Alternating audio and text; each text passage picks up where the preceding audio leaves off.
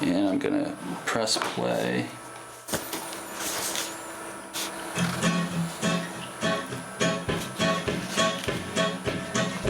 All around the world, from Baltimore to Budapest, the human spirit's in unrest. The economy collapsing, corporate interest rising, what time religion on the run. Oh, but no one's asked me what I think, what I want, but I'm here to tell you anyway.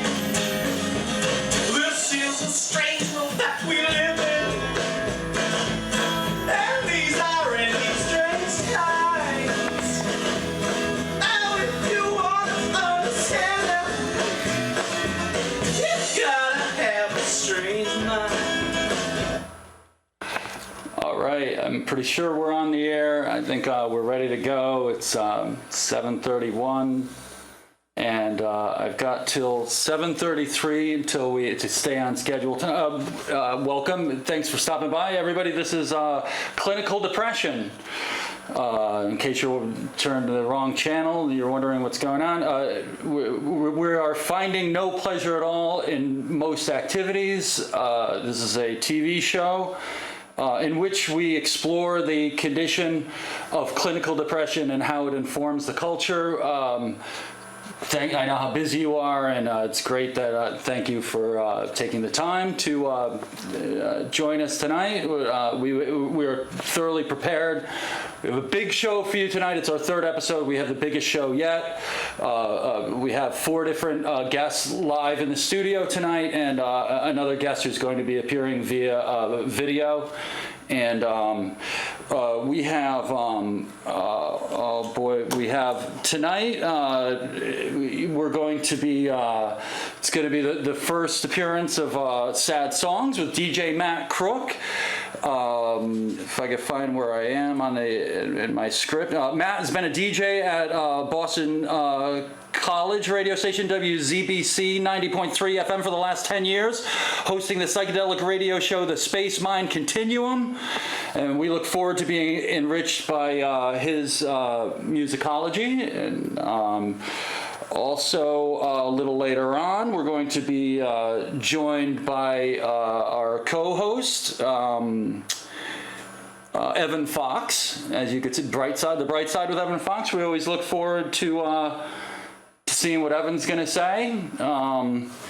It's 7:33. Well, without any further ado, we know that one strategy for depression recovery is to become involved socially with a cause we believe in. When we're depressed, one of the hardest things it could be is to leave the house and talk to people, but it could be the best thing for us. And we're going to be exploring a strategy tonight with Tyler right here is going to, he's going to be giving us an opportunity of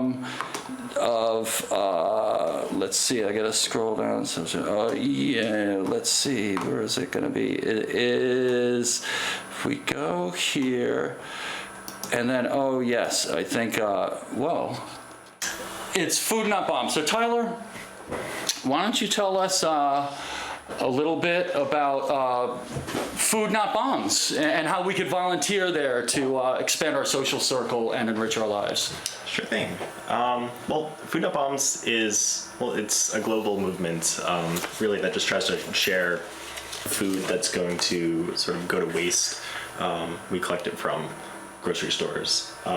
Co-ops usually go and donate this to us, and we prepare it and just give it to whoever's hungry or whoever is in poverty or the homeless or whoever. Literally just anyone who wants. Do you go to like people's houses and knock on doors? Like, what's the delivery system? You cook food, and then what do you? So exactly, if I was to volunteer with you guys, I'd go somewhere and cook food, and then bring it where? Well, we all collectively would set up a place to give this food out, and ideally in a public place where we can raise awareness for. Like that there is a homeless crisis or a poverty crisis. But that said, Food Not Bombs is not the only place that you can get involved in. It's a great community and chapter that I thoroughly enjoy. But there's plenty of other ways that you can be involved in something. Like the Humane League, for example, is a really cool this community of people that wants to reduce cruelty towards animals. So if that's something that's awesome, that you find awesome, check them out. What is the name of that place? The Humane League. The Humane League. The Humane League. And they have a Facebook presence? They do. If I look up the Humane League. The Humane League. The Humane League. And doing stuff for animals. Only animals. That could be easier than dealing with people sometimes. Sometimes, yeah. We have some photos of here's what's going on in this photo. Free food, not war. This is the food. This is Food Not Bombs, right? Yeah, this is one of the meals. This was a really good time. We prepared 3 different meals in a kitchen, and we all just biked it over to this square in front of Central. This kind of flies in the face of, of kind of the whole capitalist thing. I mean, just like giving away food, It is very anti-capital. We basically feel that there is a lot of waste brought on by our capitalist society. So we kind of do what we can to reduce that. And turn it into something positive. And what are we seeing here in this photo? This is where are you guys in this photo, Tyler? This was over in Greater Boston, in near Park Street. So this one was from December. And do you have to get a permit to be able to go out just on the street and give away food? How does that work? No. Well, yes, but I'm not blowing the whistle. I'm not ruining it. Am I ruining everything for Food Not? Okay. okay, yeah. Let's see what the next photo is. If I can find them out. Well, that's the nice graphic. Who made the graphic? I don't know. This is just part of the collection of Food Not Bombs marketing material, I guess. Maybe it's just a very nice illustration. Different. And look, here's that fine young gentleman looks familiar. That looks like you. What? All his glory. Yes, that looks like Central Square. Yeah, it is. This was last week. But I kind of wanted to talk about activism and depression. Please do. Please do. Yeah. You have a minute. Okay. Yeah. Whether or not the Humane League or Food Not Bombs interests you, getting involved in some sort of community, I think is very important for anybody's mental well-being. You can get this sense of direct involvement with other people, and especially a community that is very welcoming. You can meet really nice people. You can I don't know. It certainly. I know. I volunteered at Rosie's Place, the women's homeless shelter, a few years back, every Monday night for a year, and it did make me. What's that strobe light? It made everything different for me. It gave me a totally new perspective on people, and it made me feel great to do something that wasn't egocentric, and to try to make the world a better place and give some kind of comfort and make somebody's life better. Yeah, I'm down with that, and maybe that flashing light means that it's the end of your segment, because we are at 7:39 right now. Yeah. Tyler, thank you so much, and we have, here's a little contact information.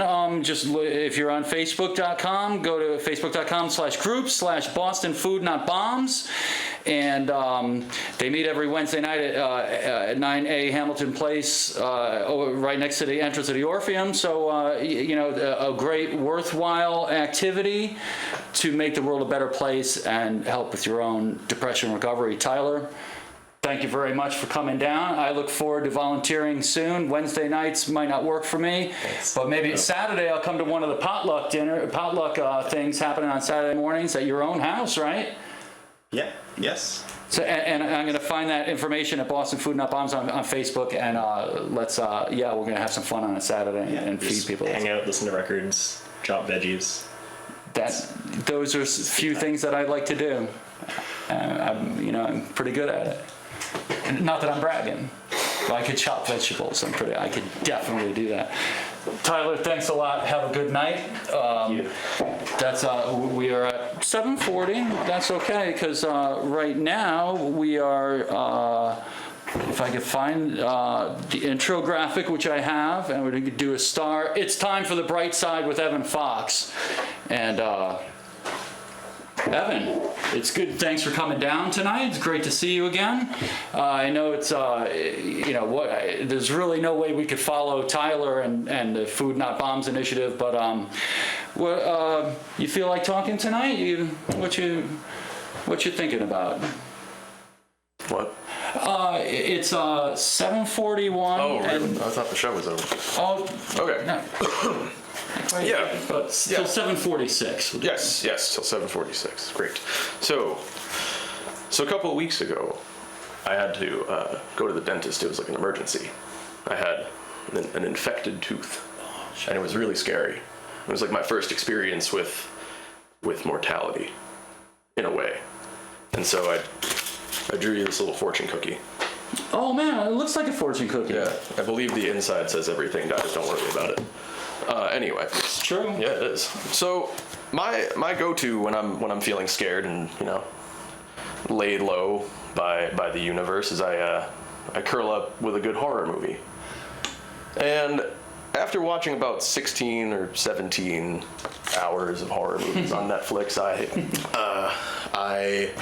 came up with a couple of thoughts, and I want to talk about this stuff. Hey. Horror, depression, horror, catharsis, horror, the horror. Now, after watching 17 hours of horror movies, I started to ask myself this question.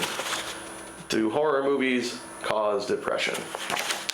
And my answer for that is no, but also yes, but no. So maybe. I think a lot of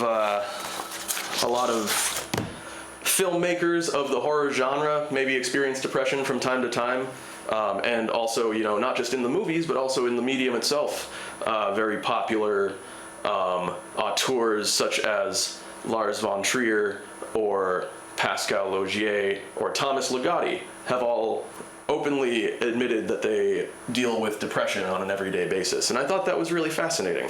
And I wondered if it maybe, kind of colored their work. And in some cases it does. If you've ever watched a Lars von Trier movie, that's kind of like running a marathon through the head of somebody with clinical depression. And I have to see it. You do. I mean, if you're a blood and guts guy, it's not really your thing. There's not a lot of that. It's not like The Shining or anything. But if you are a blood and guts guy, I'd say that then Pascal Laugier is your dude. Pascal Laugier. Yes, he is a French director who directed the film Martyrs, which is a very, very intense horror film.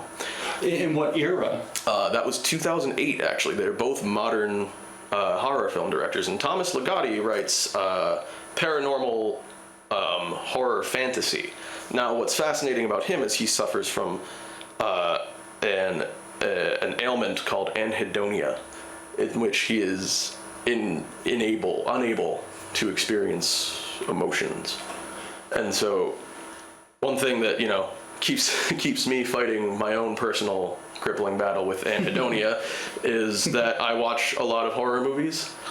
I feel like digging into and kind of confronting head-on my own fears of mortality, et cetera, are a smart way with which to deal with my depression.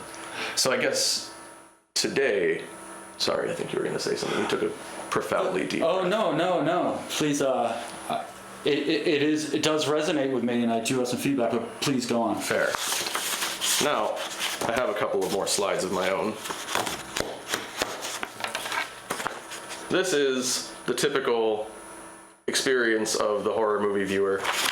You may not be able to read the subtext, but it's an axe, and then the person in the theater is saying, "Oh great, now I can't stop crying." And that is in reference directly to people who say that horror movies directly contribute to one's depression, which I completely disagree with. And then there's this one, which is a person watching a ghost, also an I didn't really talk about the first one, but anyway. This guy is saying, okay, I understand why this upsets me. As a human, my fear of mortality causes me to project my fear and discomfort onto this film, and not onto my lack of understanding of the phenomenon of human death. So, I ask again, do horror movies cause depression? And I say, quite simply, just no. Evan, that was wonderful. Catharsis is a kind of a technique of how to deal with acute symptoms of depression and anxiety to find whether it's a song to sing along to, which I'll be getting to later on in the show. Because as you bring up a movie, anything in which we can kind of vent emotionally and safely. We'll be hearing more. I've got stuff to say, coincidentally enough, about catharsis tonight, and so it's an excellent lead-in for me, which I'll be touching back. I'll be doing a call back to what you just mentioned right now, a little later in the show when it's time for my segment. But right now, it's time for DJ Matt Crook, which I'm going to try to find his graphic. Here it is. Evan, thank you very much. And is the star going to work? No. Let's see. Now it's. Do I have to? There it is. A fade long. Oh. So now it's time that you can. When we show us if the board's going to work. Now suddenly we're going to be showing Matt with the Sad Songs segment.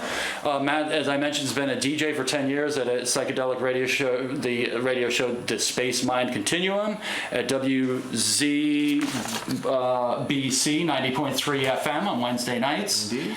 I guess you're taking tonight off of the show. I did, just for this, man. I got a good guy who covers my show, man. He does it right. So.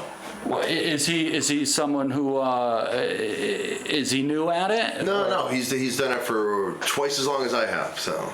Is that right? Yeah. He does a garage rock show just before mine. So garage rock, mid '60s to my show, late '60s, early '70s. Flawless little thing. But anyway, I'm gonna do a little thing.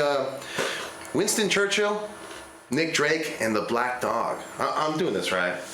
Yeah. I mean, I got a clipboard because for Christ's sake, I love clipboards. I mean, I don't know. Look at that. There's no pencil to jot down any current notes. Catharsis. If you have more than one, is it catharses? It could. You know what? I like to say catharsis. Catharsis. I'd go with that. I kind of like that.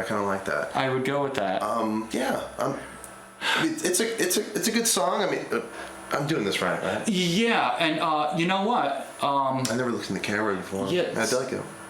You look. I think we all look pretty good on camera. We all have beards. Yeah. Kind of unkempt kind of hair. Yeah. Well, Matt, can I play the song that you'd like to focus on? Yes. Because we have until 7:51 or 7:52, and so let's see if the star is going to work. Oh yeah. This is the song we're going to do, and whoops, I couldn't right-click on it. We're going to... There we are. There it is, and I'm going to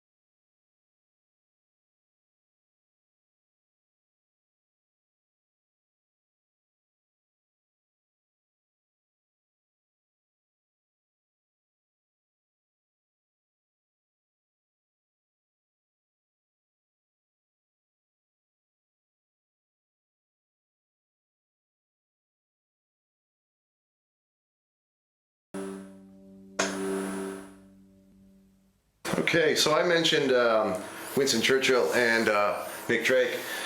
Winston Churchill called his depression the Black Dog, and Nick Drake's song, one of his last 4 compositions, was the Black Eyed Dog. Do they have a connection? I can't say for sure. Sorry. And you know, it's okay. It's a little Nick Drake. It doesn't hurt you, right? And I don't know. Winston Churchill had manic depression. That's why he saved the free world. Nick Drake, unfortunately, overdosed on amitriptyline.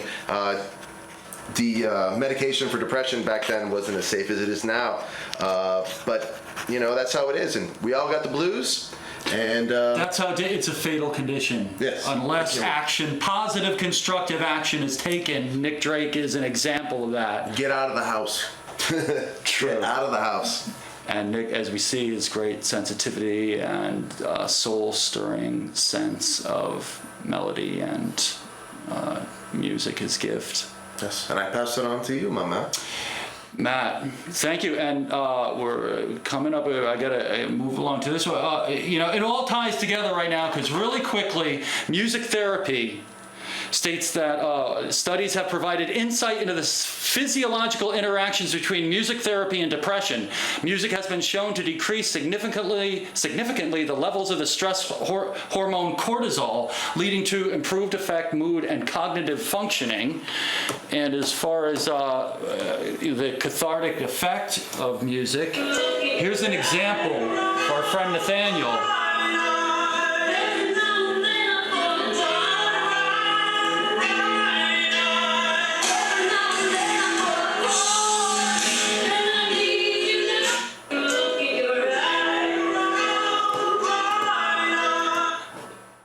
Oh, whoops.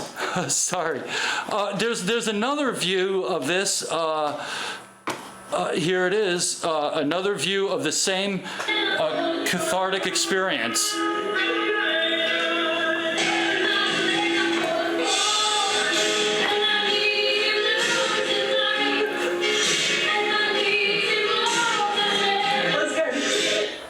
Let's see that again.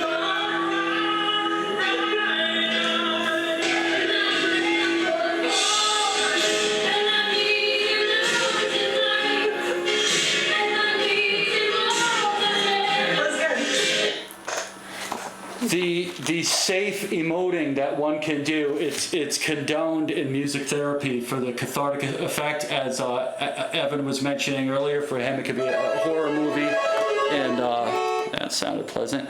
And so it's a technique we can use in the safety, still learning how to use the board. In the safety of our own homes, we can emote if we need to, using a sad song. And Wait, really? yeah, if you have to, it's a condoned mental health technique for catharsis. It's okay. Nobody ever has to know about it. And I should probably get going then. well, which is coincidentally enough, we're just about at the end here. Nathaniel has no shortage of sad songs for you to sing along to. Look him up at dedalence.bandcamp.com. It means feeling no compunction, apathetic. And we are going to enjoy one of his personal compositions here called Doom. So thanks for joining us, everybody. Let's listen to Nathaniel, and we'll talk to you next month.